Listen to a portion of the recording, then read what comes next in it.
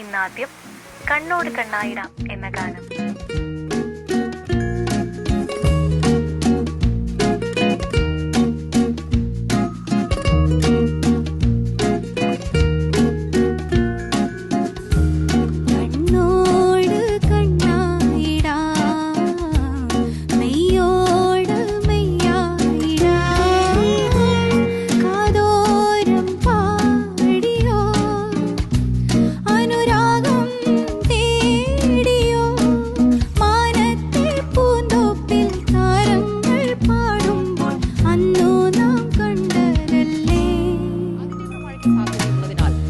ജില്ലകളിലെ വിദ്യാഭ്യാസ സ്ഥാപനങ്ങൾക്ക് ജില്ലാ ഭരണകൂടം അവധി നൽകിയിട്ടുണ്ട്.